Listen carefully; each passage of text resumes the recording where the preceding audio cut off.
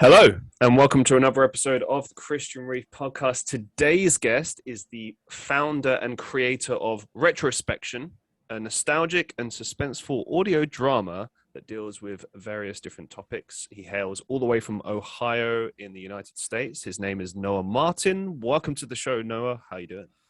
I'm doing well. Thanks for having me on this morning. It's a little bit earlier than most people might do, but I really appreciate you being flexible with that. No. I appreciate it. Obviously, here in the UK, it's about 2 p.m. in the afternoon. I'm very used to this whole time zones thing. Like, you know, for anyone outside of the podcasting loop, I mean, this is very regular, isn't it? For podcasters, it's like, oh, what time zone you in? What time zone you in? And it's funny. Sometimes you get people that you reach out to, and you're like, oh, where are you located? And they're a bit cagey. They're like, why do you want to know where I live? And it's like, because there's going to be a time zone difference, and I don't want to end up doing my podcast at 2 a.m. So, you know, sometimes you have to make those sacrifices. Fair enough. But a lot of the time you can just about make it work. So it's, yeah, depends. But between Ohio, that's the good part of the time zone thing, isn't it? Because you're on the East Coast. Never each did we? Yeah, East Coast. Yeah, right? Yeah. I'm on the East Coast, or close enough to the East Coast. Technically, we're called the Midwest, but at this point, what even is the Midwest? Like, we're not west. We're west of the East Coast, but we're not in the middle of America. Like, we're mid-east, if anything. I don't know. That stuff just confuses. I mean, I was never good at geography anyway at school, but like when they start saying Midwest, Southwest, it's like, look, North, South, West, East, or mid. Like if you just say middle of you kind of know what yeah, I don't know. Cardinal directions. Like I had a singular class that was dedicated to learning the geography of the Middle East. Oh, wow. And it was just in high school. And it was one of those things that, why did I need to know that? Like, I don't care what country's north of what country and like, you know, to the east of the other one. At the end of the day, it's like, yeah, I know geography, but why? Sometimes I wonder if schools just get a kick out of teaching people stuff that they're never gonna find necessary. Like because they teach you the basics, they teach you the things that you know to read, to write, etc. Like yeah, you need that.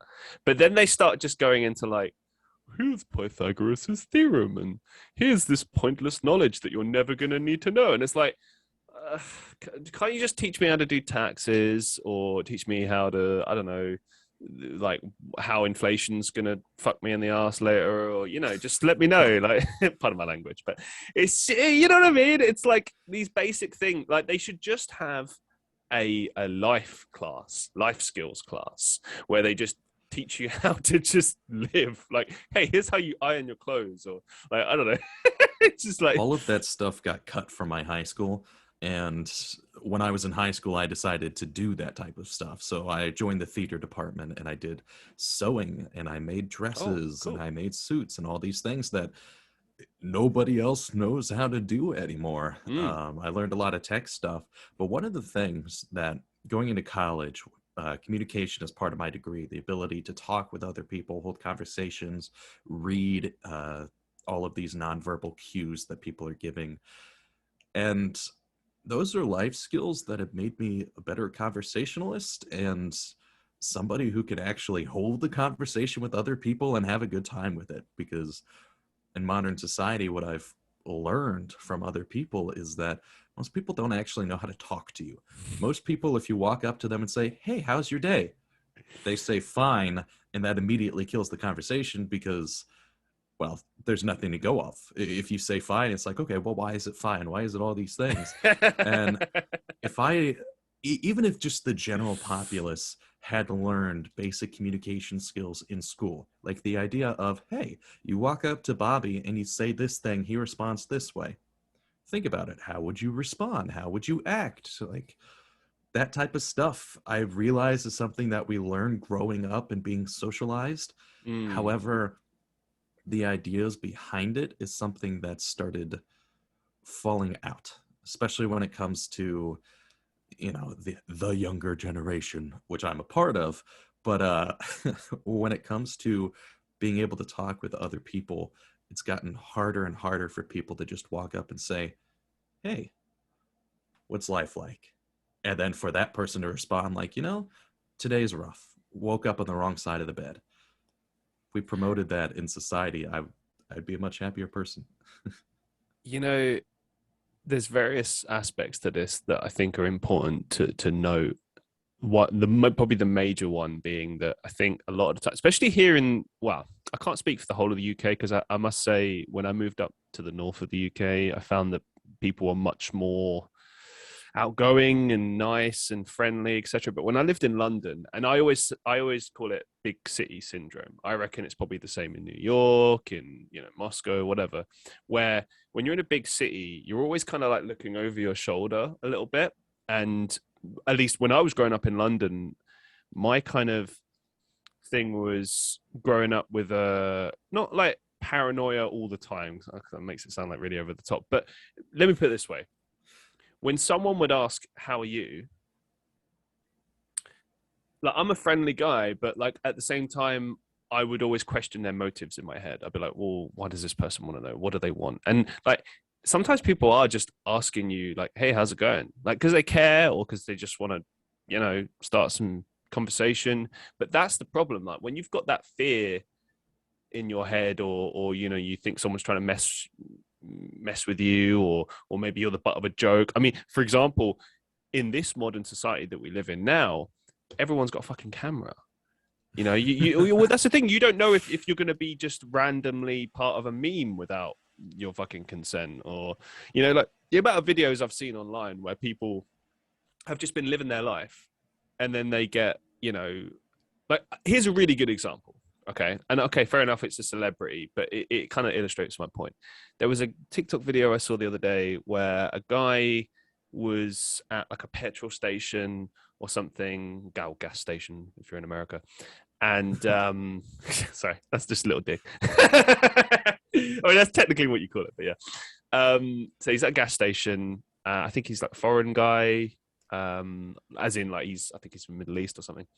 And on the floor, working on his car, is Mel Gibson. And it was just pretty surreal in a sense. Like, obviously, celebrities are just normal people, but it's still pretty surreal. Oh my God, there's fucking Mel Gibson just working on his car. And here's the brilliant thing. And this sums this up perfectly. So he's basically talking to this guy and be like, oh my God, Mel Gibson, and asking him questions. And Mel Gibson's been really patient and nice.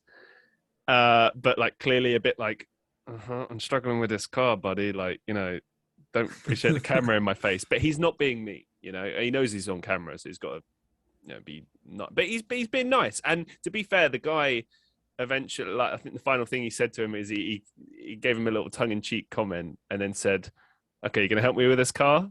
And then he was like, okay, yeah. And he just put the phone down. But it's like, my point is, when you got a situation like that where you just have like a camera up in your face, or sometimes you just don't want to speak, or sometimes you're fearful of what might happen, or there's so many factors, and even being like just a good conversationalist in general, like I think it takes time and experience. Like I can honestly say that doing this podcast over the close to 2 years now has really helped my conversation skills, particularly in the listening area. But it's a work in progress, and every person you talk to is completely different and has like completely different social skills. Maybe they're lacking in some areas, maybe they're really good, like everyone's different, and you've got to kind of like adapt to that, almost like water. Like, you got to adapt to everyone and try and make it work, Yeah.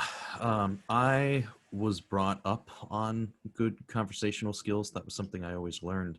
And so that's something that I have learned too. I had started a live stream interview podcast, and then I was like, I don't really like live streaming that much. And, I like the interviews, but I don't like doing that every single week, because I'm somebody who works ahead so much that like my episodes are ready to go so far ahead in time. And these episodes I have to do weekly. And, that's just not my personality, but I am a hard worker.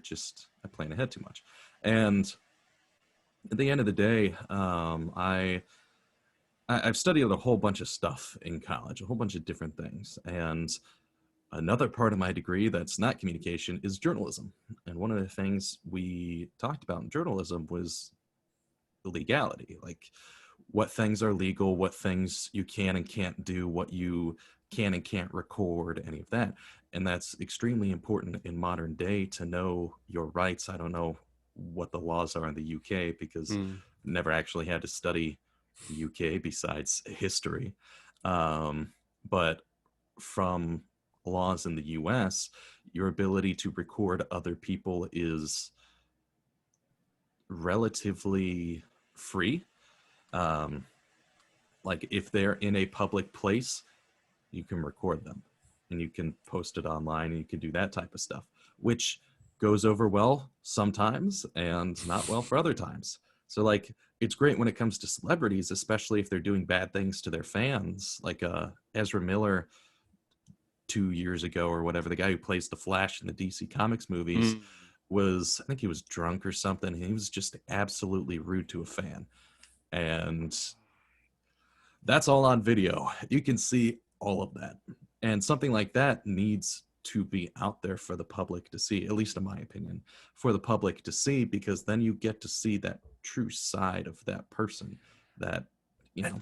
But that's the thing that I just want to jump in on that. Like, you don't know you don't know the context though. Like the guy could have, pardon my language, like motherfucked him before, like 5 minutes before he put the camera up to his face, and then goes, "Oh look, he's such a jerk." And it's like, well, yeah, he's gonna be a jerk if you call him an asshole and prod him all night. You know, there's something to think about. Like, that's something that I just wish in general people were able to have easier access to, is the context of stuff that happens. Like a lot of the times what ends up happening is this really bad event, and then people see it, or they read the title, or, you know, they watch the first 15 seconds and they see all these awful things and they're like, oh my God, this man just got shot, or this person just punched someone else in the face because the person walked up and said, "Oh, you've got funny eyebrows," or, you know, for whatever reason. But then not being able to understand or see the context behind it is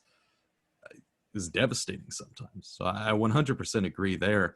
I'm somebody who's very for the idea of that freedom of being able to record and see things.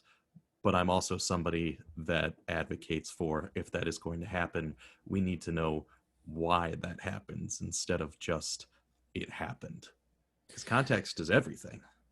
truly is. And I remember always used to get annoyed growing up seeing interviews where, when people would say, like celebrities would be like, "Oh, well, you know, it was taken out of context. It was taken out of context." It always, to me, felt like they were just using that as an excuse. Like, "Oh, you know, that's not really how it was." And that kind of, to me, felt like a cop out. But now, all these years later, realizing like, because sometimes like people will post like a context video where it shows you what happened before an event, and you're like, "Oh," and then that suddenly changes your whole perception on the event. And as you say, it's context is king. It's key. It's so important.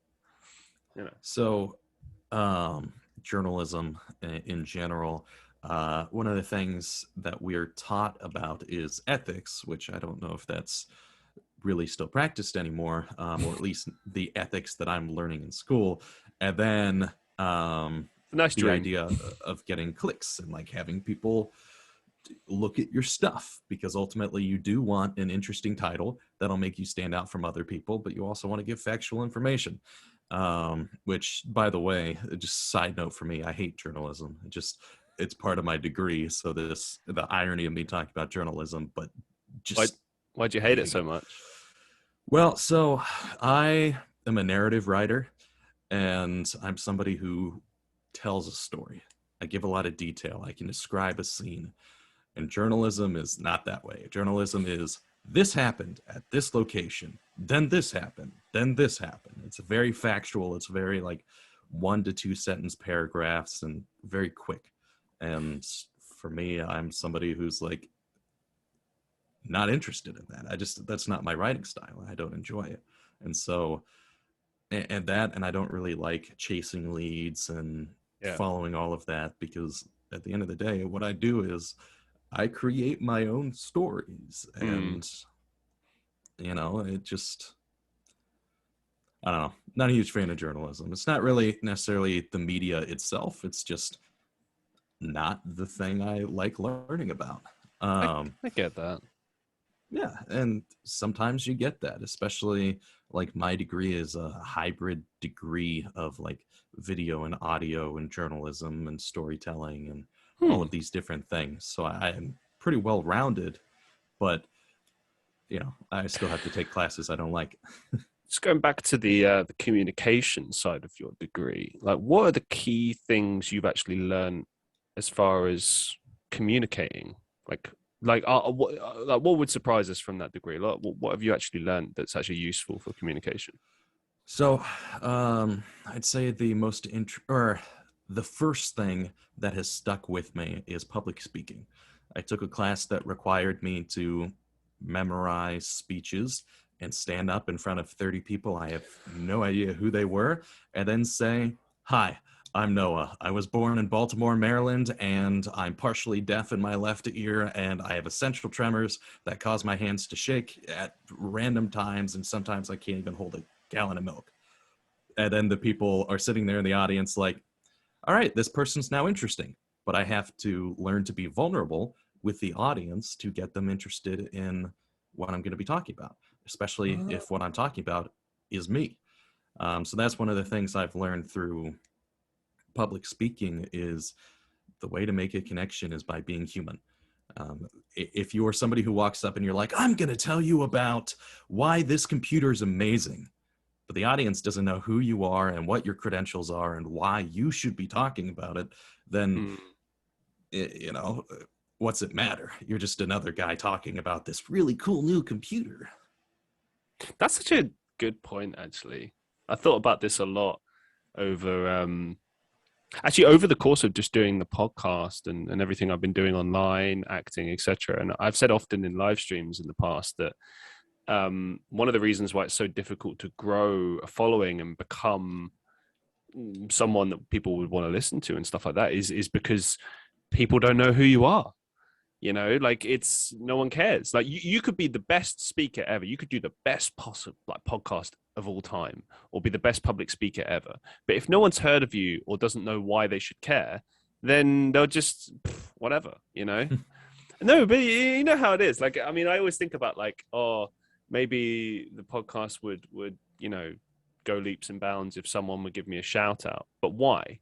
Why would that change things? And when you think about it, like when you actually break it down as to what that means, one person who is a somebody is then saying to their audience, here's why you should care about this person. And then those people go and check that out and then they discover for themselves. But it's not necessarily those people that you're directly gaining from that other person. It's more that they've given you like their stamp of approval and have kind of said, this is why you should care.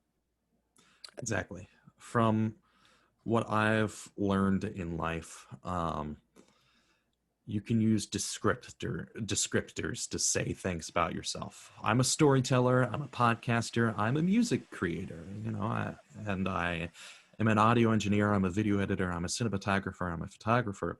But at the end of the day, I am Noah Martin.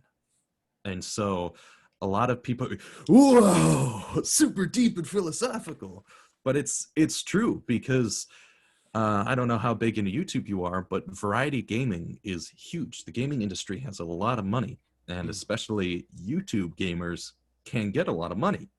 And when you look at the top gamers, Markiplier, Jacksepticeye, Call Me Kevin, RT Game, PewDiePie, all of those people aren't ninja. They're not one gamer that plays only a singular game and they're known for, I guess they were known for the reaction videos back in the day, but now they're all variety gaming channels. And the reason they have an audience is because they're true to themselves. Like a couple of years ago when Markiplier's friend committed suicide or he went to the hospital, he just did vlogs showing that he's a human and like he didn't feel good. And he said, I need to take a break. Same thing for, Call Me Kevin occasionally has a vlog that says, yeah, I'm doing these new things. I'm trying these new things because I want to try these new different things. And like for him, he's one of my favorites to watch. He started doing parody music inside of his gaming videos, which is something that you don't see a lot of other people do. A lot of the times those songs are released as other things. But the thing is, I'm interested more in him, in his personality, and the way he reacts to the games as opposed to the actual games he plays. Weirdly reminds me of this documentary style video that I saw the other day. It was a 5-hour video. Yeah, it was basically, the name of the video is the rise and fall of AVGN, or otherwise known as the Angry Video Game Nerd, which is a popular YouTube character from sort of the mid 2000s that still exists to this day. I think they just did like episode 201 or something. And this particular video accurately kind of shows you how successful it was at its peak, and then why it kind of dropped and why it stopped being as good as it previously was. And obviously it is an opinion, there's still plenty of people that will discover it now and be like, oh, it's just as good as it ever was, and people, diehard fans and etc. But I think the interesting point, and the reason I raised this, is that the guy behind the character, James Rolfe, is a very passionate filmmaker. And when he did his movie of the series, the Angry Video Game Nerd movie, it unfortunately flopped. It didn't do as well as he'd hoped, and he put so much time and effort and resources into this movie, and you could really tell that for him it was like a deeply personal thing. And then when it didn't work, I think that a part of that kind of broke him a little bit, because it would, like if you go and do that thing that you're really passionate about and you put your heart and soul into it and it doesn't work out, like where do you go from there? And one of the things they were saying in this particular video is that the AVGN character video was kind of like just a joke thing when it first started, that his friend Mike Matei kind of pushed him to continue doing because he saw something in it. And James was never particularly invested in the character, as in like long term. Like, obviously he did a few videos and then he saw the reaction and he kept doing more. And yeah, he obviously showcased his filmmaking talents within those videos and did really well with that, and still does. But you could tell he's always been more passionate about the other things outside of that. And now he's in this unique spot where it's like he's kind of stuck doing this thing that his audience expects him to do, which is this AVGN character, because that's what earns him money and keeps it going. And now there's a company that owns that entity. They own that. And he's essentially like an employee. It's a weird situation because he sold off his company, Cinemassacre, years ago to this company called Screen Wave Media. And there's been a lot of online stuff about this, about how the direction's changed and how it's not as good since their involvement, etc., etc. But the point is, his passion versus what he has to do now are like two very different things. And it's made it difficult to continue doing that. And, we were talking about passion there, and you gave some examples of different YouTubers that, they take a step away and they do things that they love, and, they pursue those things. And sometimes the danger with that is your audience are like, no, you need to do this. This is what we know you for. This is what we expect of you. And that's a tricky place to be in. And that's also one of the reasons why I've always been a multi-creator, or whatever you want to call it, multi-pod, something like that. Because for me, it's like not just about needing to do that. It's because I don't ever want to get pigeonholed and like, oh, this is the only thing I'm allowed to do. It's like, no, I'll do whatever I want. Like, and humans, we should always be able to do whatever we want. Even if the audience expectation is you have to do this, it's like, no, I'll do what makes me happy, because that's what really matters. So, a lot of channels went through that. CinemaSin, Smosh, to name two.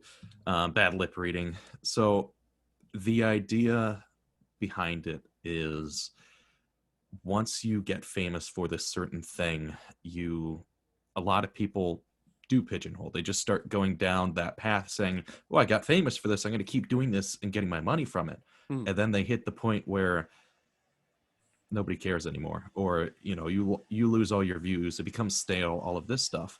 And a lot of those people just stop, or they keep doing it and keep doing it until that thing that they loved they now hate. Which is why I bring up Smosh, because that's what happened to Anthony.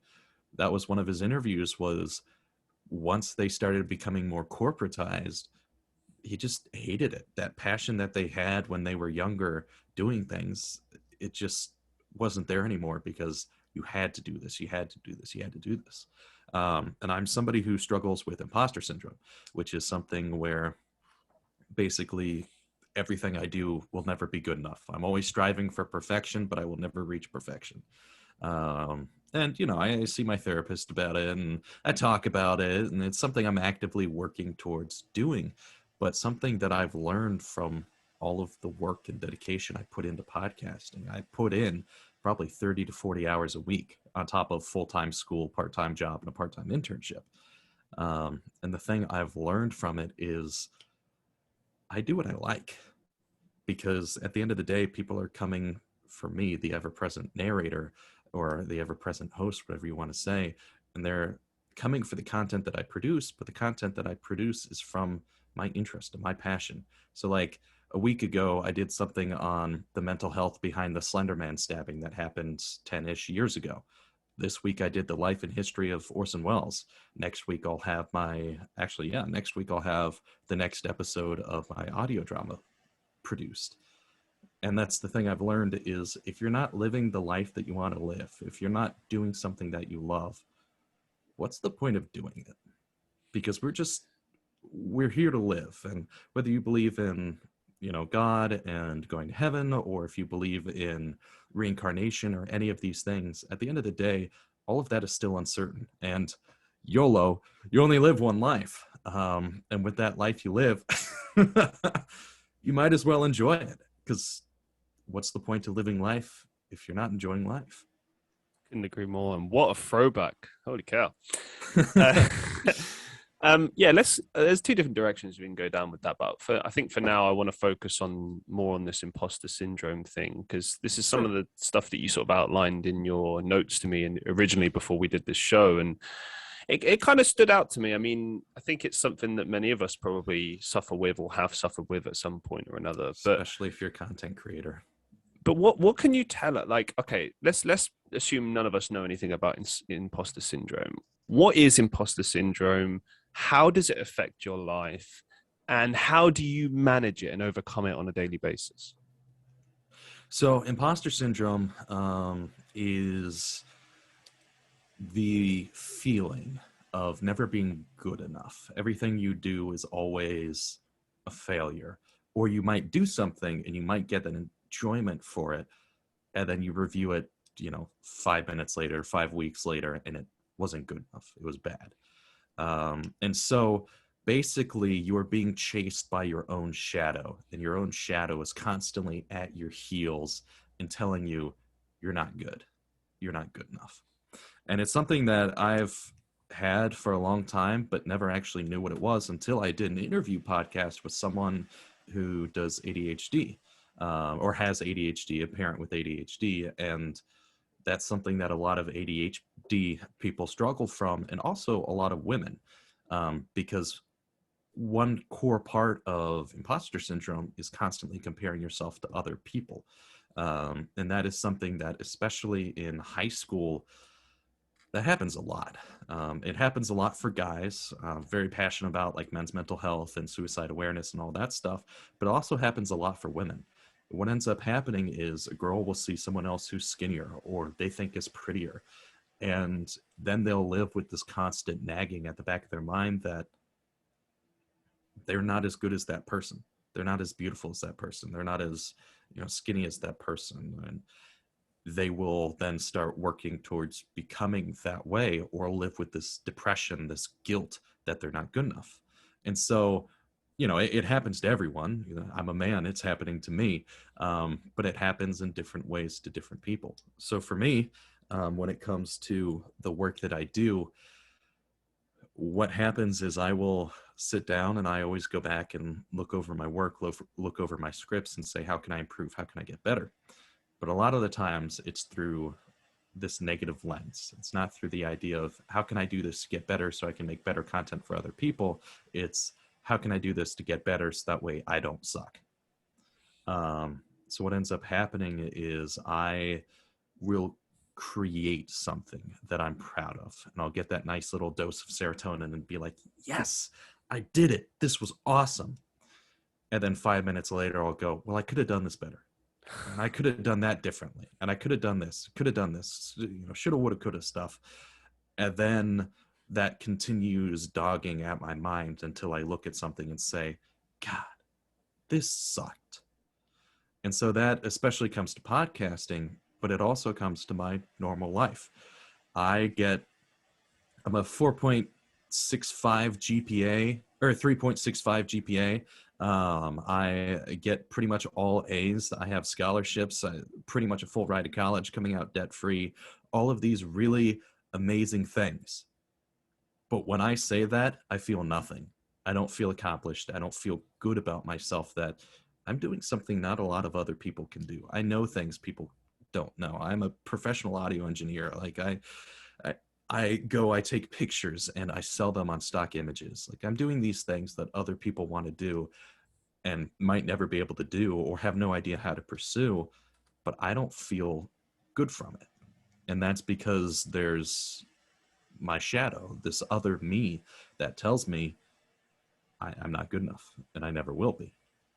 And so a lot of people struggle from that. A lot of creatives struggle from that because they'll see this work that they do. Like, for instance, Angry Video Game Nerd, that passion project that he made, that thing that he loved so much, and other people didn't like it. And that helped him realize, oh God, I did this wrong. I did it poorly. I can't speak for what his emotions actually were, but from the story, it sounds like he probably experienced a lot of that. And sometimes it's other people that help you, bring about this, I'm not good enough. And sometimes it's just yourself. And so for me, what are the steps I take to get better? Good question. I just recognized this issue within myself about a month ago. And so the first thing I did was seek therapy, which makes sense. But a lot of men have trouble seeking therapy and talking about their emotions and being out there. And one of the things I stress throughout my audio drama, throughout my interviews, throughout the stories that I tell is it's okay to not be okay. This idea of being that perfect man, super hot, super muscular, willing to sacrifice yourself for the good of others, and like this really, really macho man, you can be that. But there's also something that's a part of men that people don't see as much. For me, I'm a huge Lord of the Rings fan, and in the Fellowship of the Ring, when Boromir is dying, we see Aragorn, who I consider to be one of the most perfect depictions of a man ever. He's running around all badass. He stabs people. He chops off heads. He just looks really cool. And the next thing he does is he walks up to Boromir, makes a promise that he will follow the destiny and become the man that Boromir wants or wanted him to be. And then he cries. And we see those tears go down his face as he cries for the loss of his brother. That didn't make him any less of a man. It just meant that showing his emotions made that moment even more powerful for his character, and it showed that he was a real man. And so, it's important to seek therapy, and it's important to understand and talk about your emotions because that's what makes you human. So that was the first thing I did, was I sought therapy. And I have been actively working in multiple different ways to get better. One of the first things I have started doing is stopping deadlines, or putting them further out, I should say, giving myself a lot more time to do something. So that way I can sit down, take a break from it, come back, and instead of being like, well, this sucks, I should have edited it better. Instead, I can sit down and say, all right, I did this the first time. It was good. I was happy with it. Now I need to make it a little bit better, to the point where I'm 100% satisfied. which for some people that works, for some people it doesn't, because ultimately, like for me, what that used to do was I would spiral and I would keep working on it and keep working on it and keep working on it. And, it'd still be imposter syndrome anyways. But the really important thing is understanding yourself and loving yourself first, which I struggle with that a lot, but I've gotten a lot better. So the idea is, when you have that shadow dogging at your heels, trying to tell you you're not good enough, you take a step back, you walk out of the room, you go for a walk, you do whatever you need to say, okay, I'm hearing what I'm saying to myself. Why? And that question of why, of sitting down and thinking, well, why am I saying this to myself? Was it because of my upbringing? Because for me, I was someone who would cry if I got a B in middle school and high school, because grades were so important to me and to my family that I needed to be perfect in every way. And so that imposter syndrome started when I was younger, and then I'd start comparing myself to other men. So what ended up happening was I lost a whole bunch of weight once I hit college, and then COVID hit. I became really depressed. I gained back all my weight. And so imposter syndrome sets in, and I say, wow, I used to actually look attractive, and now I'm heavier than I ever was, even in high school, and I'm more unattractive than I ever was. And now the work that I do isn't good enough. And now, I'm not a good enough podcaster because I can't meet these other people. I can't do all of these things that I want to do. And so the next very important thing that I'm still working on is, when I feel those feelings saying, wait, hold on. Okay. Let's say weight. I don't like my weight. I hit 235 pounds when I was in high school. The heaviest I ever was 215 pounds. I don't know what that is translated to, metric system, but I hated that. And I used to be able to run 8 miles, and I used to have muscle, and I used to have all of these things. But I've lost 9 pounds since I started working out again. Now I'm 226 pounds, and I'm still as heavier than I ever was. But I've gotten better. I've lost 9 pounds. I'm working towards that goal. And it's the ability to look at yourself and change that thought, and to just kind of slap yourself in the face and say, no, hold on. Sure, 235 pounds, you're heavier than you ever were, but you've been working on it, and now you've lost 9 pounds. You've done this. This is a good accomplishment. It's looking at yourself and learning to appreciate those accomplishments, or at least pointing out, hey, you did something. It may not be the thing that you wanted. It may not be happening as fast as you wanted, but you did something. You're different than you were a week ago. Wow. Well, thank you so much for sharing that. Gosh, so many thoughts run into my mind right now. I think the first thing I want to say is, just well done. Congratulations, on persevering through that. Thank you. I suffered too with imposter syndrome, have done all my life. I've managed to kind of get to a point where I don't let it affect the things I do. And it sounds to me like you've done exactly the same thing, but it's hard. I'm sure many people out there suffer from this. Certainly many of the people I know in real life and I've met online have expressed feelings and thoughts which would be consistent with what this is. And it's hard, I mean, you can do your best work ever, and as you said, you got this really high grade point average, smart guy, intelligent guy doing all these amazing things, and you just still don't feel it, and it's hard, and no amount of people giving you compliments changes it, and no amount of, you have to see it and feel it and believe it, and that's hard. Mm-hmm. Trying to convince yourself of that. When you were talking about your journey with COVID, dude, same thing for me. I mean, right now is the heaviest weight I've ever been at, and like looks wise, I probably, I feel like it's the most least attractive I've ever felt in my entire life. And it's everything. And like, I've had people say the opposite, and it's like, I personally feel like it's just people being nice. And I know that they're being genuine and truthful and sincere. And I always am very thankful when people say these lovely things. But it's very hard if you don't believe something to then convince yourself that it's the truth. And with what you were speaking about with regards to comparing yourself to others, that's deadly right there. Because it's like, you're never going to be that person. And nor should you want to, because, you know, the most important thing is always being yourself, and being you means that you can't be someone else. And like, I don't think setting there's yourself up to fail, basically. Like, by comparing yourself to someone else, you're saying, look, a person you will never be. Now be that person. And you can't. It's impossible.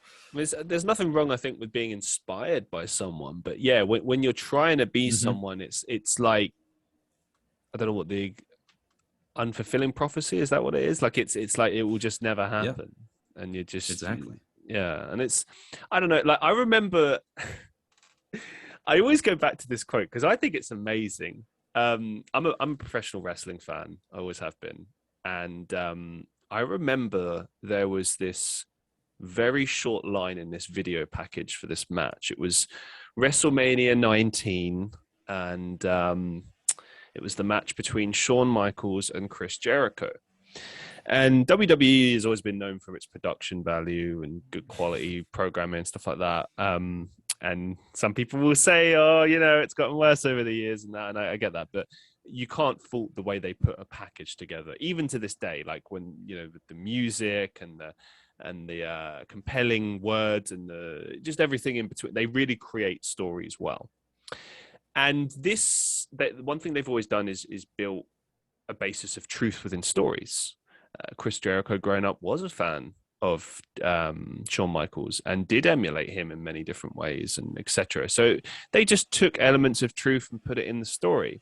But there's one line in particular he says, which I think is very important for anyone who suffers with imposter syndrome, or just, you know, suffers with the idea of being themselves. Chris Jericho said, "For years, I tried to emulate my hero, Shawn Michaels. I tried to be him. I tried to be the next Shawn Michaels. But then I realized that was the wrong thing to do. I stopped trying to be the next Shawn Michaels, and I focused on being the very first and only Chris Jericho." And it's just a throwaway line in a promo package for a wrestling match. But for some reason, that stuck with me. This idea of, like, stop trying to be the second or third version of something. Like, the world doesn't need another this thing, you know? Like, for instance, when I first started this podcast, I thought about, like, oh, I'm trying to be like the next Joe Rogan. And it's like, I'm not Joe Rogan. I'll never be Joe Rogan. I'm nothing like Joe Rogan. I take inspiration from him. I think his format and what he's done has been amazing, but, you know, I'm a different person.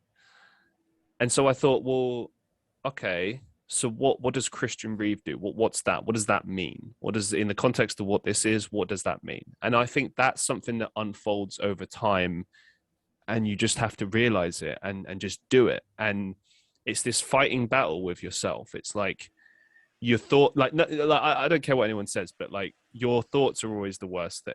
You know, it doesn't matter. Like, I get hate comments all the time, and I've seen lots of horrible stuff. But I'm sorry, you can never bring me down as much as my own thoughts can.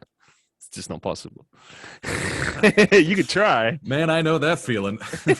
You know, it's like, come on. It's like, you have the audacity. You think you can bring me down lower than I got already you beat. But yeah, I mean, it's a constant battle, and I think you've done a really good job with that. You know, I mean, I think therapy is always a good option as far as just addressing or realizing things if you haven't already. And it's, you know, I really wish you the best with that, luck with that, and I hope you do overcome it, because you're clearly a very talented, down to earth guy, and it'd be good to see you believe in what you're doing. And looking at everything that you're doing, I think there's a lot to believe in. Let's talk about this audio drama that you're doing. I think it's a fascinating concept. So it's called Retrospection. Now, you've outlined it a little bit, but let's really delve into this. What is Retrospection all about? What's the purpose, and why should people listen to it? So I'm going to start with the backstory of why it matters, and why it mattered to me. So I was in high school, and I did theater for all of high school. And being the person I was, I wanted to learn everything I could. So I learned sewing and costuming. I learned lights and sound. I learned acting, singing, everything. Everything I could do, directing, writing, all of it. What I am doing was writing a show called Super Tale. And that show went and performed to every elementary school in my city, which was 4 or 5 of them. And it was successful. People loved it. It was a super powered fairy tale is what I called it. And it was just all of these superheroes together, all of these fairy tale characters who became superheroes and supervillains. And then the main character, Sam, who's just nobody, literally just a person. And it's her origin story, or his, their origin story of becoming this person, of becoming somebody. And then realizing, well, they were a hero all the way. Like they were somebody that showed these heroic tendencies and these heroic moments from day one. They just didn't see themselves as the hero yet. Not until they had the label, and then they realized that. Very similar to, my imposter syndrome and a lot of people. And it's funny that I wrote that and never made those connections. But anyways, so that did really well. And the high school was holding you write a script and you get to direct your play, which is something I had already done that year and I wanted to do again. So I wrote another show, and I lost it. Or at least I submitted to the contest and I lost. And the reason I lost the contest, the person told me was, yeah, well, you've already done the show this year, so I wanted to be fair and let the other person do it. And I said, so it didn't matter the work that I put in, and if the show that I did was better, it didn't, or the directing that you've seen me do, and like the work I put in, it didn't matter. I should never have done this in the first place because that person was ultimately going to win. And so the next show was a Disney princess / Game of Thrones mix-up, like combination. And I said, this isn't what I want to do in high school. I want to do like Huckleberry Finn and To Kill a Mockingbird and like the shows that everyone does in theater. And that I read the script. I didn't understand what it was. I didn't understand it. I just didn't like it. And so I said, cool, I quit. I'm not doing this. That's it. Like, I don't want to do this for you anymore. And as I left, I realized, well, I still love this. Like, Super Tale is my story. It is my definitive story. And it's great. Like, it's one of my favorite things. And I had so much fun writing it and making these characters and making these plot points. And I realized, well, I want to keep doing that. I want to keep writing. I want to keep directing and producing and making things.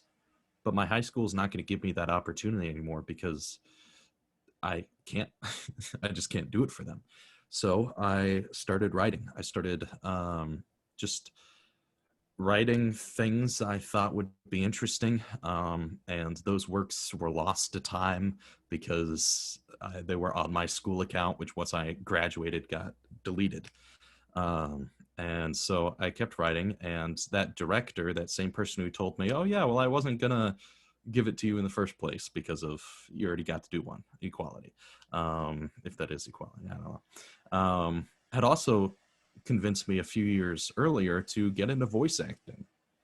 So she's like, oh, you've got the voice for it, which is something I've learned over the years of it doesn't matter if you have the voice for it. It matters if you can do it. And those are two separate things. You can be like the worst sounding person in the world, but if your voice is unique and you can do these different things that people want to hear, that's what matters. You don't need to have the low, beautiful voice like I do. It doesn't matter. And so I'd been getting into that, and I did this audio book for one of my teachers who read a book in class. They didn't have an audio book format of it, and she was like, I'm losing my voice by doing this every year, and I do it all day every day for 4 to 5 classes a day. I can't do this. And I said, well, I'll do an audio book for you and it'll give me practice.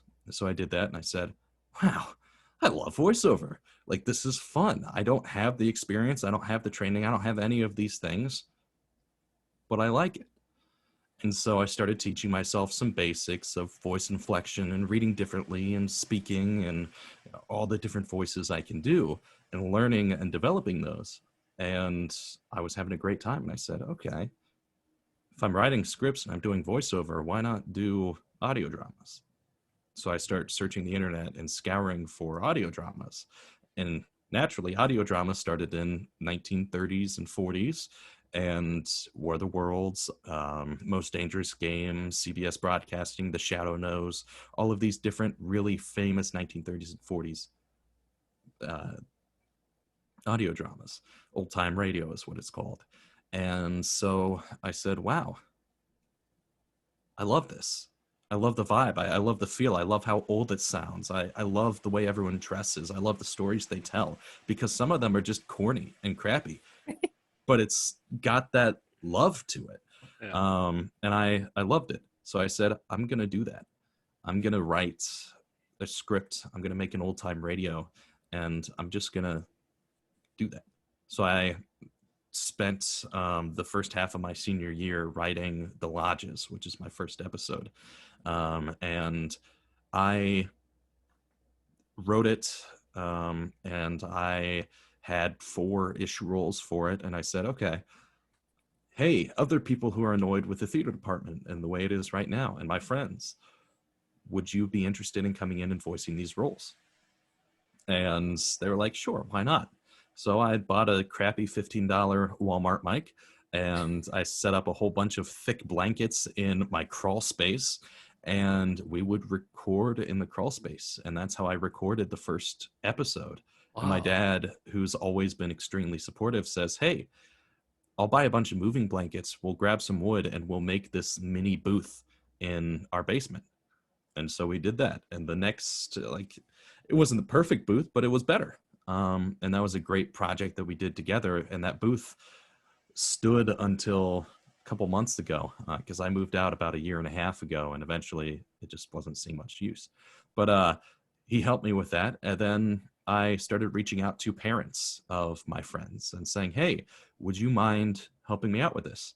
And so the second episode, and the third episode, actually, the second episode was a whole bunch of friends. Third episode, CGEM, was a bunch of their parents, and they all came and they did some voiceover. And of course they haven't had the training and they're not the best actors, but it solidified after The Lodges, I love this. I'm going to write beyond the surface because I love sharks. I love the ocean.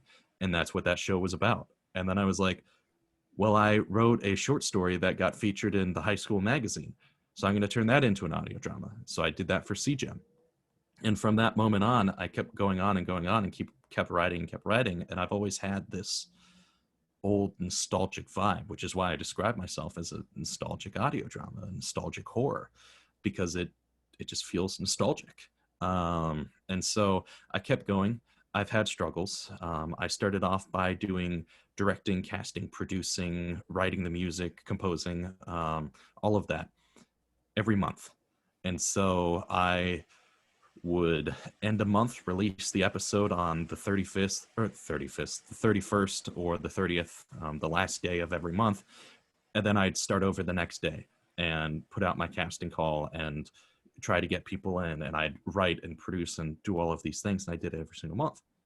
And so what happens is season 2 comes around and I say, wow, I'm going to do superhero horror, because I've been doing horror for the first season. It's very reminiscent of old time radio stuff where every episode tells a complete story. So I went into superhero horror and went through pretty much the entire season and ended up getting burnt out because I was doing it every single month, all day, every day of the month. So I get burnt out, and the last 2 episodes of that season are never released. They're all written, they're ready to go, but the voice actors didn't want to come back because I kept asking for monthly commitments from them, and I couldn't pay because I didn't have the money for that. Like everything I've done for my podcast has been out of pocket, which is fine because that's my own passion. That's what I wanted to do. So I would donate my own money to that type of stuff. And I had to cut costs where I could. So season 3, I went back to my roots and started doing the episodic, these serialized episodes where they each told their own complete story. And I started in season 2 and season 3 going into topics I cared about a little bit more, like mental health and depression and suicide and these things that don't get talked about. And so, you know, sometimes there aren't happy endings. Sometimes the main character dies. Sometimes they commit suicide. Sometimes they are just so depressed that they just leave. And I started getting into these subjects and exploring them and realizing that that's the difference between me and everybody else. A lot of these audio dramas are produced and they have these things in there. They have, you know, they have this man who falls in love with another man, and that's their story. But they don't talk about the abuse that they faced growing up to get to that happily ever after. They don't talk about the mental health and the feelings that they felt. And so that's something I've started talking about more and more. And now with season 4, I completely changed everything. I changed my vibe. I changed my work schedule, changed everything because season 3 came out during 2020. And so I took a break for pretty much a year and a half. And so though I've been podcasting for 4 to 5 years now, I took a very, very long break because depression hit really hard. And at the end of depression, I came out a better person. And so I crafted this season, I casted this season, I edited it, and now I'm working on the next season, and that's not even going to release for 4 to 5 months at this point. Like I'm working half a year in advance, hopefully soon to be a year in advance. Which has allowed me to say, if I need to take a break, I can take a break and all of that. So that comes to the latest season, which is a season that will probably offend a lot of people.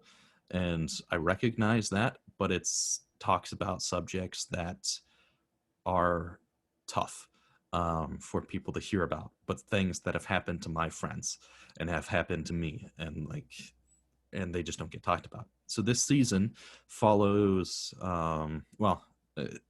brief thought behind it. The season's inspired by true crime and old-time radio horror. So what it is this person who is a journalist gets fed up with journalism and quits. And he says, I'm not telling the truth anymore. I want to do that. That's why I joined. So he becomes a true crime podcaster. And it's set in a place called Madison, Maine, which is kind of my go-to city.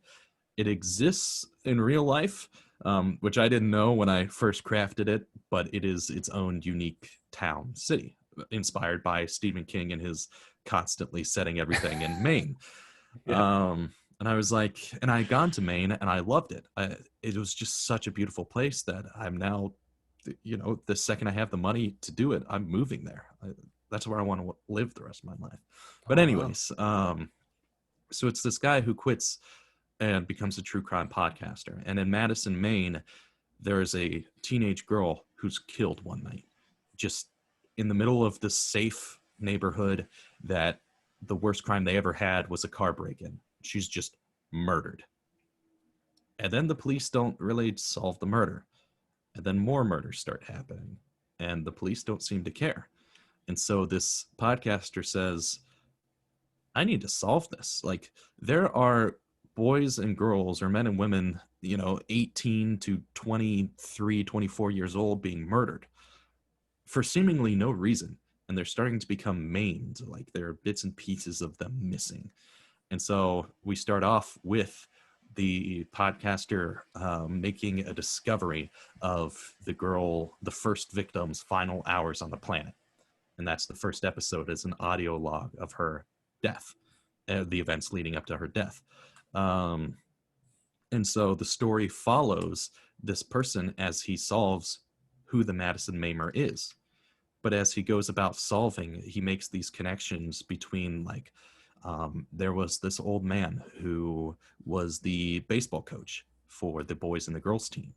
Well, he starts uncovering that this old man might have been a pedophile because he had a best friend who committed suicide, and his best friend never explained why or the emotions that he was feeling. And he finally gets that closure of, oh my God, I know why my friend's gone now. I know why I've had to live with this regret that I was never good enough to be there to save my friend. And then it leads into this whole thing about the church and how the church can forgive people. And the question is, like, should really bad people be forgiven? And that's not a question I'm going to answer, because that's up to the audience. When you listen, should these really bad people who seem, repentant of the awful things they've done be forgiven despite, depression, PTSD, suicide, these awful things that have happened? So there's subplots like that are really deep and really hard to hear.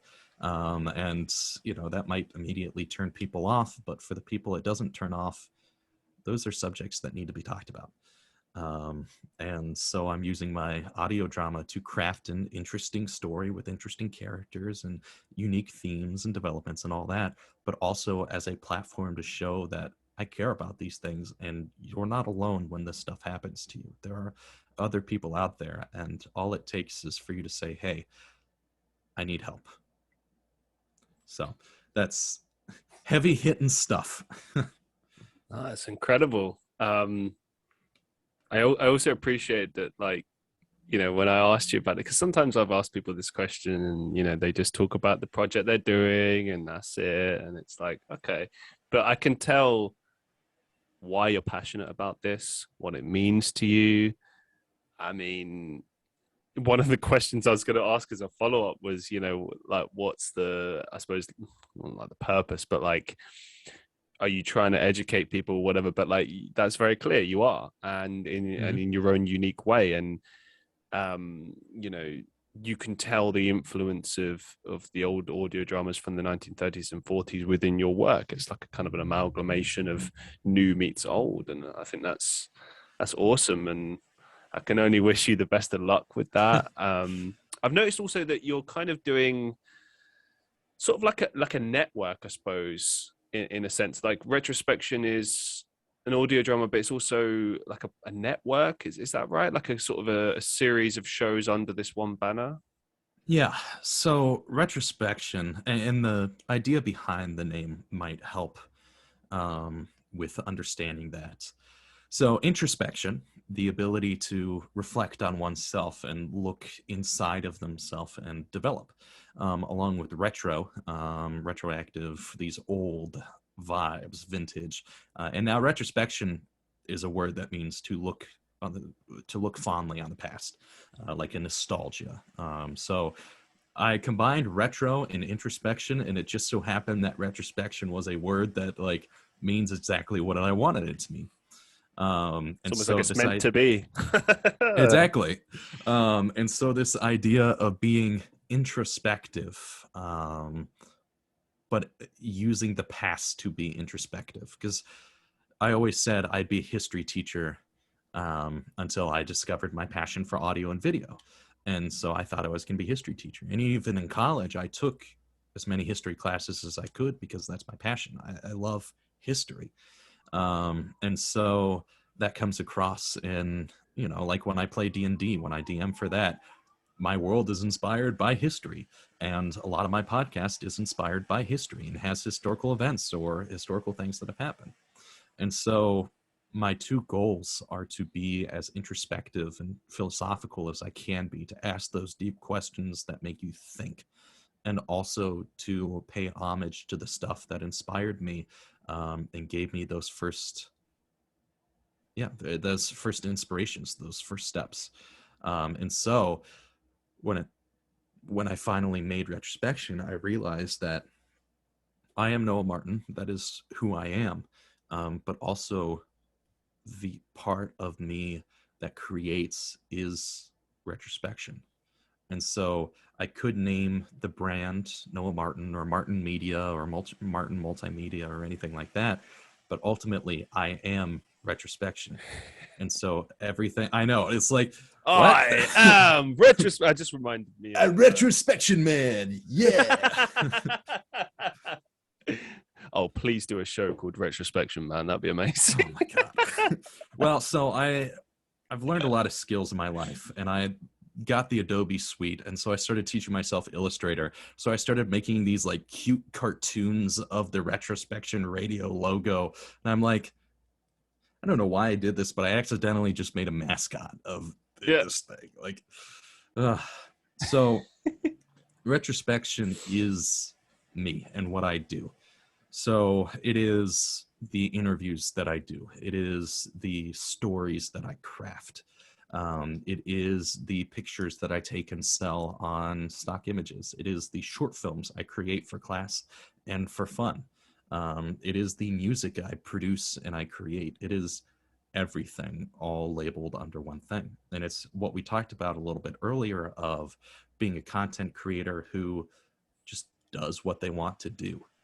And so that's what I'm doing. Is retrospection is what I want to do. All of the stuff I craft is that. So it's like, to label it, it's a multimedia company. It's just everything: photo, video, audio, all the different types of media. Amazing stuff. I must say, your passion for what you do is very infectious and inspiring, and I know it's going to really inspire people listening, and it inspires me. You know, I really am enamored by what you do, and I think it's incredible, man. Can't wait to see what you do next with it. Thank you. That's one of the things I did want to say is, like, for you or for audience members, I'm always happy to sit down and just work things out. I've got a friend who became a professional DM and creates stories for a living. And I take a lot of inspiration from that, because he's literally living the life that he wants to live, just playing Dungeons and Dragons. And so stories have always been extremely important to me. But to see someone who's now being paid to just craft stories, or sometimes to be that idea guy where it's like, hey, I have this idea of a knight going to fight a dragon. And then, sitting down and thinking, cool, how can we make this the most interesting story of a knight fighting a dragon that's ever been created?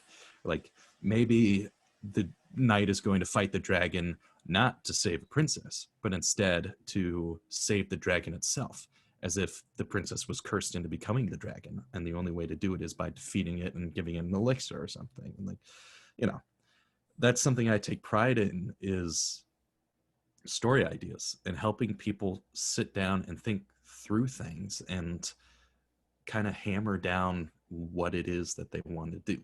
And so I'm making that offer. If you want to email me or reach out to me on whatever, and just thinking like, hey, I have this idea and I kind of want some help. Happy to help always. Incredible stuff. I want to kind of gauge your mind a bit, because you seem like a very kind of thoughtful, deep person. So I reckon you'll come up with some good answers to these questions. And I love asking my guests these questions in general. What's the best advice you've ever received? Just in context, or like, is there any context, best advice for podcasting, or just best life advice? Let's go with life advice. Best life advice you've ever received. Huge fan of DC Comics. And I grew up watching Teen Titans. And I was really attached to the second season, because it's the story of Tara, who, growing up, I didn't realize this, had mental issues. Somebody who struggled from a whole bunch of different things. And she ends up joining the bad guys by the end of the season. Spoiler, I guess, if you've not read the comics or seen the movies or watched the TV show or anything, but she ends up joining the bad guys. And then she switches sides again and saves the heroes. And the advice that was given to her at this pivotal character moment was, it's your life, It's your choice. It's never too late to change. It's, it can be corny, it can be whatever you want. But at the end of the day, when I heard that, it connected with me. As a kid, I had heard it a whole bunch, but I went back and watched through the series in high school. I grew up with anger issues. It was especially bad in high school, depression, self-harm, all of that stuff, a whole bunch of terrible mental stuff. But when I heard that quote, I realized that's right. Like, just because these are the people, or I am the person that I am now is the person that will live on in people's minds, doesn't mean that I'm the person that I have to live with that person. I don't have to be this angry, hateful, pessimistic person, which, that's still a part of me, but it's not me. And so I realized that it is never too late to change. Just because you've gone too far, you've done these things, and other people will forever see you that way, that doesn't mean in your heart of hearts that you can't be someone else. Yeah, I totally agree with you. And I thought about this a lot as well. I mean, I think forgiveness is a tricky concept in general, because you can wrong someone, you can do terrible things, and you seek their forgiveness. And obviously, ultimately, it's up to that person to forgive you. But the thing is with forgiveness is, I think I always look at it in, a metaphorical sense. It's like a big weight on your shoulders. Let's say you're the one that's doing the forgiving. So someone has wronged you. You get something out of forgiving them. It's not just it's a two-way street, because all of us humans, we're connected. For the person that you're giving forgiveness to, it takes a big pressure off them. They can move on with their life. They don't have to live with the guilt anymore.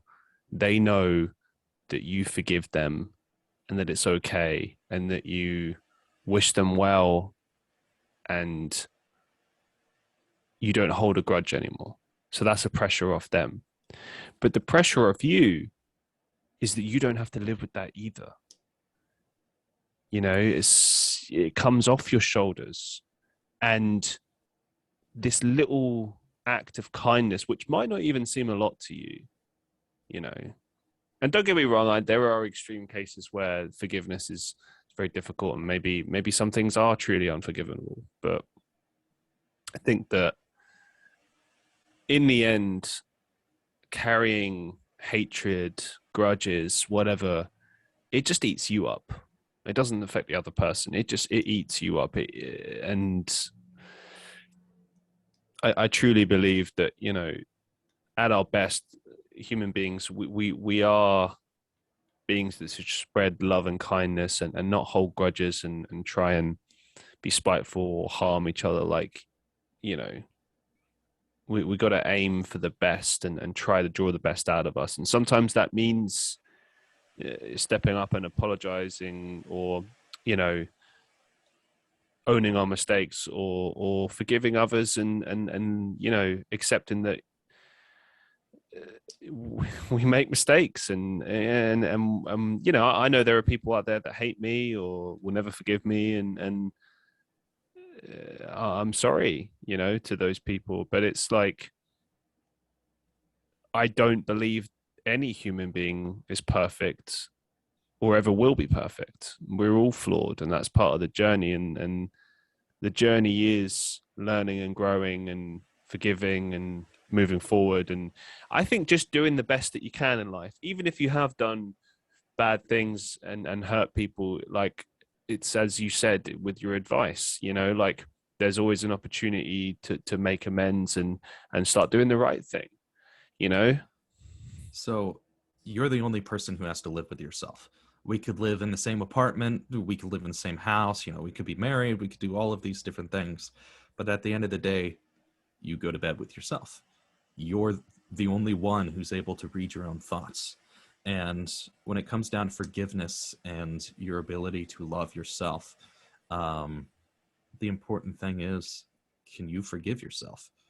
And so, the best gift someone can give is forgiveness. But if it's something that you truly repent and truly regret and truly understand that it was wrong to do, or it was bad to do, or it harmed this other person, or it did this thing, that's also your own form of forgiveness. Being able to come to a conclusion and being able to sleep at night, something that, you know, it might pop into your head again, but it's something that as long as you can still sit there and go, all right, I just trying to think to my past. I can't think of anything right now, or at least something that I can relate to, because it's been a while since I've had to do this, because I've been happy with the person I've been. But really, especially in high school, if I can sit down and say, I recognize what I did was wrong, I'm truly sorrowful, and the other person might not ever say, I accept your apology, but as long as I can live with myself and realize, yeah, I'm a different person because of the stuff I learned, that's its own form of forgiveness. There was a story I read about that was powerful story, one of those taboo stories, where there was a survivor of the Holocaust, and she ended up making friends with one of the SS scientists, and he was one of those guys that didn't really, he was helping with the experiments, but he didn't really realize what he was doing, so he was still kind of ignorant to everything. But also, that doesn't mean that he's clear of the stuff that he had done. And so they ended up not necessarily becoming friends, but she eventually was able to say, I forgive you. And then the man just cries on the spot, because he's been living with this guilt of, oh my God, I literally helped genocide people. I've done these terrible things. And I was 20 years old. Like, I'm 22. I think I know a lot, but I know when I watch this video in 7 years, I'm going to go, wow, what a dumbass. Because that's how life is. You grow up, you change. And that's something that people need to understand, is like, you know, especially when it comes to politics or when it comes to people in general, it's okay to, you know, if you're living through the 60s and you're somebody who, I don't support this, but if you're somebody who was indoctrinated into the belief of segregation or any of these things, and then 10 years later you go, oh my God, I should never have believed that. That was stupid. That was an awful thing, because these people are people. Well, why would I want to keep them separated? Like, you know, and recognizing and saying, wow, I had this bad belief, or I had this part of me that wholeheartedly believed something. Maybe I was an advocate for it. And if you can sit down and introspect and say, wow, I was wrong, and, you know, be at peace with the fact that you were this way, but now you're a different person, then, you know, that's the life to live, to realize that we're constantly growing. That's something I wish people would recognize and see, especially in modern world, is like, you know, you might go back on your opinions, and it could be because you truly don't know what you're saying, or it could be because you had that change and you realized, wow, I don't believe this anymore. And it's okay to change and to be someone else. Like, I was a super duper staunch Christian conservative when I went into college. Now, I don't even know what I am. I'm sure I'm a libertarian or an independent. I'm an atheist. Like, I'm all of these different things, these different descriptors. And like I said, like, I am Noah Martin, but I'm not the person I was 4 years ago. And the beliefs I had 4 years ago are not the beliefs I have now. Some of them are, but most of them aren't. And so, you know, I can accept that I'm a different person and that I believe those things. And I understand why I believe them the way I did 4 years ago. I understand how that led me into believing different things now. And so one of the other things of advice that I can give is this idea of change. You can change. And because you can change, so can other people. And so that constant hatred, that constant judgment, you're the only one who has to live with that. You know, if you see somebody's face and it just makes you go, God, I hate that person. Man, I'm so angry. This ruined my day. Congratulations. You know, I care, but also I don't care. And these other people around you don't care, because they don't have to live with it. When I go home, I don't feel that hatred, that anger, that, you know, disappointment, that ruining of my day that you feel, because I'm not you. So I don't know if that was cyclical and went off in different directions, but you have to live with yourself. That's, to sum it up, is if you don't like the life you're living, the feelings you feel, it's time to do some introspection and ask the question, why? It's, at the end of the day, what I've learned from philosophy, from sociology, from history, you got to ask, why? Why did this happen? Why do I feel this way? Why am I the way I am? What brought me this way? Why? Incredible stuff. Can't believe how wise you are at such a young age, man. The future's bright. Imagine what this guy's going to be like in like 20, 30 odd years. Like, I'll be an armchair philosopher sitting there and just like, I'm so wise. Seriously, I believe it, man. Amazing. Thank you. Yeah, my favorite question I ask every guest: what's the biggest life lesson you've learned so far? I think the thing that has hit me the hardest recently, and this is why I've been saying it so much, is I am who I am. And not in the sense of, oh, I am who I am, don't judge me for this. It's, I am who I am. That is the core of me. The concept of Noah Martin is me. And so I've spent so much of my life with this imposter syndrome, with a shadow chasing after me saying, man, you're never going to be as hot as Hugh Jackman. You're never going to get a lead role and be, Captain America, or you're not the next Orson Welles. You're not these things. But the ability to sit down and say, you're right, I'm not these things, but I am me, was the best life moment I've had, finally realizing that it's me. No, I think that's a brilliant life lesson, isn't it? Because I think it kind of goes back to what we were saying before about not comparing yourself to others and not finding disappointment in that. Like, I think as long as you are being yourself to your fullest extent, that you are a success, because you have successfully mastered the art of being you. It's only society that's created this illusion that you have to have like millions of dollars and be the most successful person ever and have the shiniest white teeth. Like, that's still bullshit. And plus, that stuff doesn't matter when you're 6 feet under. Like, let's be real. People talk about legacy and stuff, and I get that, but people move on quickly when someone dies. It's like, as harsh as it sounds, like, life moves on without you. So you got to be in the moment. You got to be alive now and make the best of it and enjoy it and do your best to have a positive impact.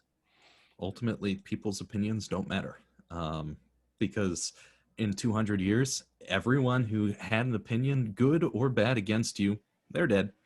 It's as simple as that. Like, everyone is dead. And like I said, you might believe in heaven, you might believe in reincarnation or what other afterlives there are, but everyone who's on Earth is dead. Like, just imagine for a second, right, that someone in 200 years from now is watching this. Hello. Hello. Oh my gosh. We're long dead, but hello. Hope you got something from this. It's that idea of like, the internet is still so new. It is a concept that has never been thought of before. And so there's a whole bunch of things that are the Wild West. Like, podcasting is still, corporates are making their way in, but indie podcasters are the most successful and like they're the most unique, all of these different things. And the internet was that way. And the idea of the internet lasting for 200 years with no nuclear war or whatever, devastation, whatever, apocalypse, and the ability for people to come back and say, like, use us as research to say, this is what it was like to be in early podcasting and teaching, children of the future. It's mind-blowing to me, this concept of we could be used in the future as history of like. Yeah, no, I totally agree with you. I think about this all the time, this idea that, like, because everything is documented right now. Like so much is documented, and that's unheard of. Like if me and you want to look at like what life was like in the 50s and 60s, we can see clips, we can see photos, but that's it. It's not really the same.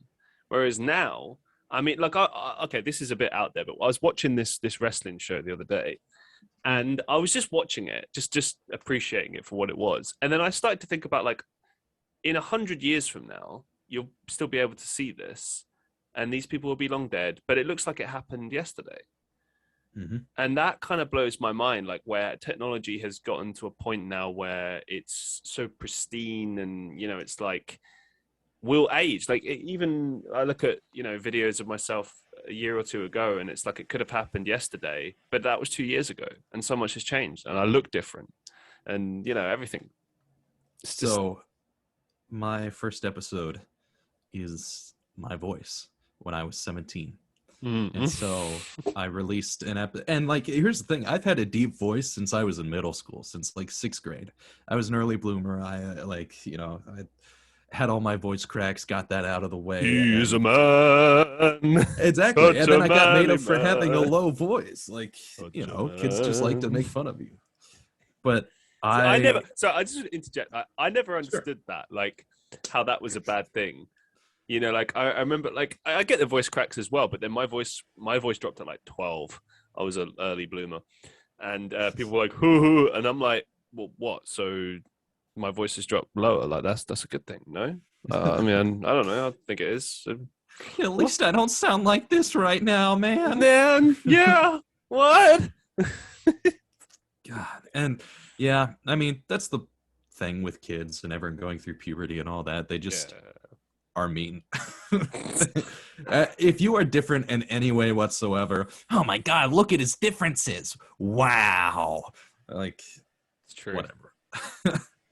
Everyone has that stage of their life where they're either the bully or they're the ones being bullied, or maybe even both, where they're pointing out the differences in these other people. And then 20 years later, they go, oh my God, why did I ever do that? Because that's so normal of living the life that I was living and, the differences that everyone had. To me, there's this ultimate irony. You see people that were bullies at school that now are like advocating for mental health and all this. And I don't know, I just find that as like one of those life's cruel ironies. It's like, don't you remember what you were like at school? You were a jackass. You were horrible. You caused the people misery, and you don't even recognize that, and now you're like, oh yeah, mental health. I mean, I suppose in a way it's good they finally realized, but you never see them apologizing for it. So it depends on how real the person is and true to themselves they are, because they might have, like what we were talking about earlier with forgiveness, that introspection of looking back and saying, oh my God, I was this way. I was this awful person. A lot of the times what happens with bullies is, and this is what the studies have shown, is they're hurt in some other way. Yeah. Like the reason that they're an asshole and now they're advocating about mental health is they could have been mentally abused or physically abused or had these like deaths in the family or divorce or like all of these awful things happen in their private life that made them this awful person. And now is the reason why they're advocating for it, because maybe if that stuff hadn't happened or if it happened differently, they wouldn't have been that way. They would have been a better person, or, so it's a very good point. Yeah, no, I don't disagree that in many cases that could be the case for sure. That doesn't negate what they did, because ultimately, this is one of the life advice things I learned yesterday. This concept of you lives on forever.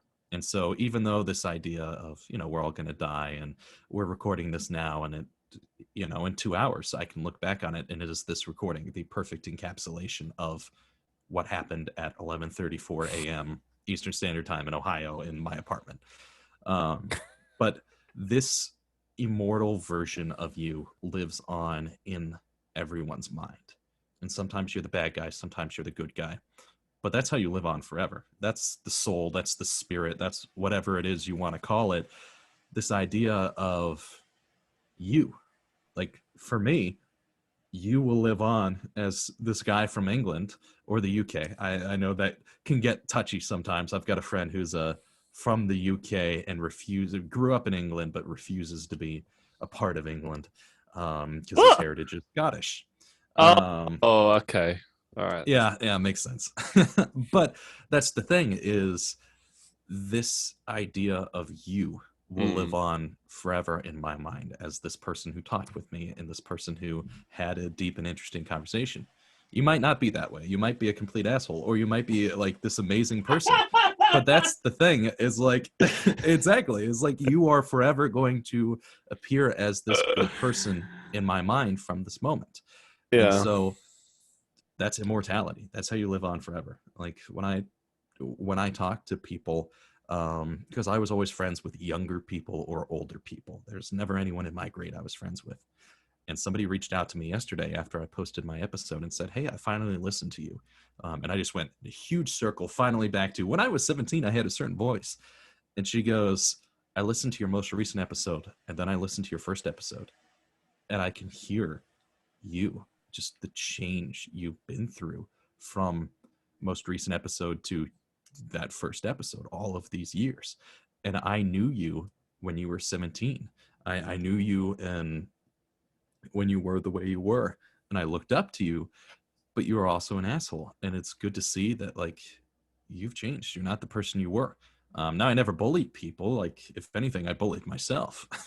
But that was that's like a very eye-opening moment of, oh my God, for 4 or 5 years now, I've lived on in her mind as this older teenager who was the way he was. I was angry, I was pessimistic, and like, I had those qualities. I was still wise-ish and like charismatic, and I could talk with people and hold conversations, but I was a lot more negative of a person. And so that's lived on forever, permanently in someone else's mind as who I was. Now, it's not necessarily who I am now, but it's still, that's immortality. Like, you live forever in somebody else's mind. Oh, Weird. I got My brain, it hurts. No, you're right. You're right. I think. Well, I'll add to that as well, is that my hope is always that whoever you are, even the people that I've disliked over the years or I've had fallings out with, I do always wish them the best, and I hope that they're in a good place now. Because I think when you've gone through hell yourself and come out the other side, it does kind of give you kind of give you like a new appreciation for life and for the just improving, getting better. Like, yeah, okay, once you were an arsehole, you made a mistake. Like, for instance, there's been times when I've made mistakes and people say they forgive me, but then they don't really. Yeah, And I'm they like, didn't feel it in their heart. I get that. I get that. So forgiving someone is hard sometimes, particularly if you've really hurt them. It is hard. It's a process. But I think ultimately, it's like we were discussing before. It's like you got to do it for you. It's not so much for the other person. It's for you, because it will make you a better person ultimately. And it will make your life better by affording forgiveness and stuff. And just remembering that, like, us as human beings, we're an imperfect work of art, and we're never going to be perfect. The best we can ever do is our best, and try to just do right by each other and by ourselves, and hope that that's enough. I say, or I call it an imperfect perfection. Yeah. It's this, I don't remember the grammatical term for a square circle, or something that are complete opposites. But in this case, it's very true, this imperfect perfection, because we are perfect at being imperfect. And so because we are perfect at being imperfect, we'll never be perfect, but it's something we're perfect at, meaning that we will continuously be imperfect. Like, there will be times where, your wife's yelling at you and you're normally a calm and collected person, but this one thing throws you over the edge and you yell back. Or, we will constantly fail, which is, it's a Christian teaching, it's a Hindu teaching, it's a Buddhist teaching. The best you can do is become the best that you are or will be, which is something that every single person on this planet, whether they are consciously doing it or subconsciously doing it, is striving towards. Everyone has goals and wants and desires, which is why, characters are interesting to us, because we see their goals and wants and desires and we see how they go about trying to do it. But that's why every single human is a character, is somebody that has these goals and wants and desires, which is why I love communication so much and talking with other people, because you talk with these people and you see, oh my God, they're in their origin story right now. Because I compare everything to stories, because that's what I do, is I write stories. They're in their origin story. They're just now getting ready to have that moment, that defining moment that says, the I want moment, the moment that tells them, I need to go out and do this. I need to learn this. I need to become a different person. I need to become president. I need to do this thing. This is me. And then you see them on their journey. Like that I want moment happened early for me. But for my therapist I was talking to yesterday, his I want moment hit him when he was 69 years old. He lived his entire life with imposter syndrome. And then it wasn't until last year, like, that hit him. Wow. And that's the thing, is like everyone is on their story, on their journey to becoming a better person. And it might never happen, because there are supporting characters who, I guess not even supporting characters, because that kind of diminishes the person. But there are characters who will never complete their story. But ultimately, that's what they're trying to do, is complete their story. Amazing way of putting it. Really, really amazing. I'm a very visual person. That's kind of how I've got to look at it, is this, I don't know, it's a visualization for me. As we draw things to a close for today, do you have any upcoming projects or some final thoughts that you'd like to share with our listeners? Yeah. So I'm always doing new things, always doing different things. So this season has probably 4 episodes left. You can listen, you can go off, do all your call to action stuff. Follow us on Facebook, Twitter, Instagram. Go follow my podcast, blah, blah, blah. Retrospection Radio, www.retrospectionradio.com. Of course, I'm going to have to plug. But if you've liked what I said, the stuff that I like to talk about, this goes to everyone listening, or you who's also listening. I do this through my works, and right now I'm working on a mini documentary about men's mental health and trying to bring awareness to suicide rates for men, because what happens is men get depressed, they don't talk about it, and then everyone goes, oh my God, I wish I had known, after they're dead. And that stuff is an epidemic. It's like, that's already happened to me in my life with my friends. And it just hurts every single time, because everyone around you goes, if I had known, if there was just one little thing, like one little detail, I wish, So that's the type of stuff I care about. And I'm constantly making that type of content. So if you like that type of content or think other people need to see that, feel free to follow or share or do any of that.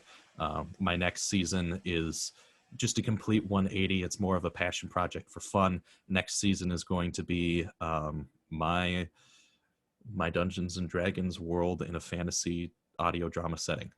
So it's action and horror, and just, I don't know why. I felt like doing that. But I just do a lot of that stuff. That stuff's constantly being made for me, or by me. And then the advice I would give is, I have this thing, and you said it earlier, where I like end up inspiring people to get up and go out. And like, I never feel that inspiration by me. I never do. It's part of the imposter syndrome, is like, everyone listens and they go, oh my God, that guy's inspiring. He knows himself. He knows these things. And then I'm like, I don't know who I am. I don't know what I'm doing. But if you do feel inspired by something that either of us have talked about today, just do it. Like, take those first steps. And the best thing to do is ask that question, why?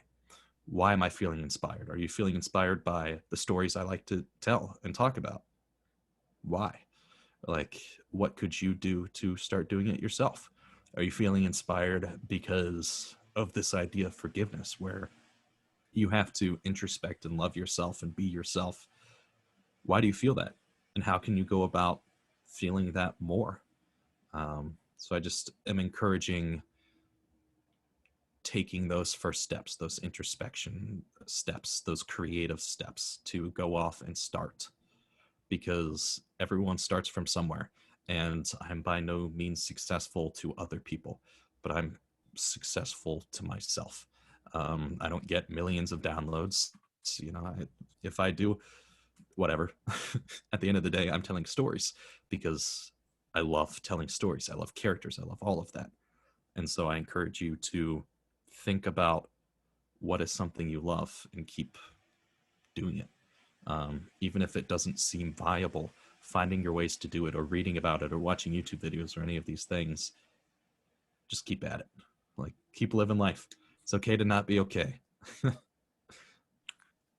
Well, in my eyes, Noah, you're a complete success. And it's been an absolute pleasure talking with you, getting to know you, and hearing about your passion for everything that you do, and just your wisdom in general. And excited to see what comes next with you. And just a massive thank you for being on the show.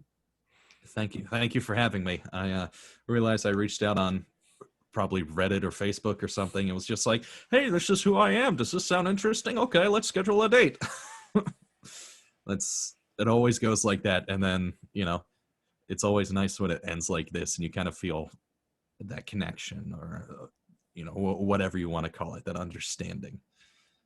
So appreciate it. Thanks for having me on. I love talking. It's what I like to do. So well, thank you so much. Best of luck in the future with everything that you do. And to the listeners of the Christian Reeve Podcast, make sure that you go and check out Noah Martin's work. It's fantastic. And yeah, I think you should definitely go check that out. And as always, be safe, be well, and I'll see you in the next one.